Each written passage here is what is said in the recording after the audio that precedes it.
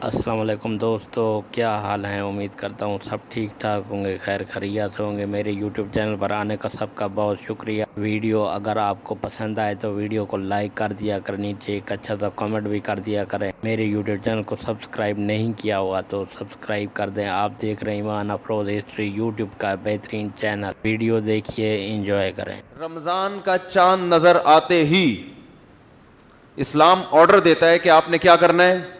روزہ رکھنا ہے۔ اب ماہرین بھول گئے کہ یہ والا مہینہ ربیع الاول ہے، شوال ہے کہ رمضان ہے، کیلکولیشن کر رہے ہیں، بوکھلا گئے۔ مورخین کا اختلاف ہو گیا کہ یار یہ رمضان ہے کہ شوال ہے کہ ذی قعدہ ہے کہ ذی الحجہ ہے، تو ہمارے روزے کہاں گئے؟ بولو بھائی، روزے گئے۔ اب شک کو شبہ کے ساتھ روزہ رکھیں گے کہ یار پتہ نہیں یہ رمضان ہے بھی کہ نہیں ہے۔ آپ کہہ سکتے ہیں پہلی تاریخ میں تو اختلاف ہوتا ہے کہ فس رمضان ہے یا نہیں، اس اختلاف کا شریعت نے حل بتا دیا۔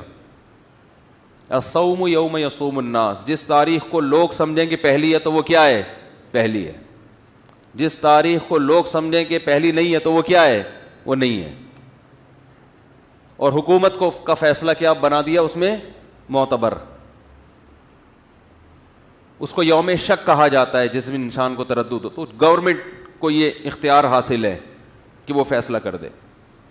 لیکن رمضان ہی مشکوک ہو جائے کہ پتہ نہیں ہے کہ نہیں، یہ الزام کس پہ جائے گا؟ اسلام پہ، معاذ اللہ، اللہ پہ، کہ اللہ نے رمضان کے روزے تو فرض کر دیے لیکن رمضان کی اللہ نے حفاظت نہیں کی۔ تاریخیں گول مول ہو گئی ہیں، گڑبڑ ہو گئی ہیں، آپس میں اتنے فرقے بن گئے کہ ان فرقوں کی وجہ سے اب تاریخ کا ہی نہیں پتہ چلتا کہ یہ رمضان ہے یا شوال ہے، بیچ میں اتنے فرقے پیدا ہو گئے۔ تو اللہ نے وہ تمام چیزیں جن کا انسان کی پریکٹیکل لائف سے تعلق ہے، ان کی تاریخوں کی حفاظت کس کے ذمے ہے؟ اللہ کے ذمے ہے۔ وہ کبھی دائیں بائیں نہیں ہو سکتے، کیونکہ پوری امت نے ایک دن رمضان یعنی رمضان کے مہینے میں روزے رکھنے ہیں نا۔ پتہ چلا جی ان کا رمضان کوئی اور ہے، ہمارا رمضان کوئی اور ہے، اور ہم کنفیوز ہو گئے ہیں اصل رمضان کون سا ہے۔ تو یہ حفاظت کون کرتا ہے؟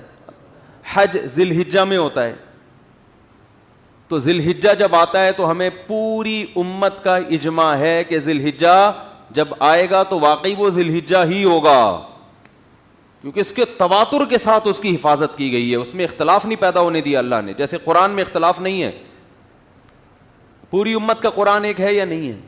گرین کیا وائٹ کیا، زور سے آمین، آہستہ آمین، جتنا بھی لبرل ہوگا بولے گا قرآن یہی ہے، کیونکہ اسی میں اختلاف ڈل جاتا تو پھر ایک عامی آدمی کہتا ہے اللہ مجھے کیا پتہ چلے گا کہ تو نے قرآن میں نظر کی حفاظت کا حکم دیا یا نظر اٹھانے کا، کیونکہ اس کے پاس جو قرآن ہے اس میں کچھ اور لکھا ہوا ہے، ادھر کچھ اور لکھا ہوا ہے، پتہ ہی نہیں چلتا۔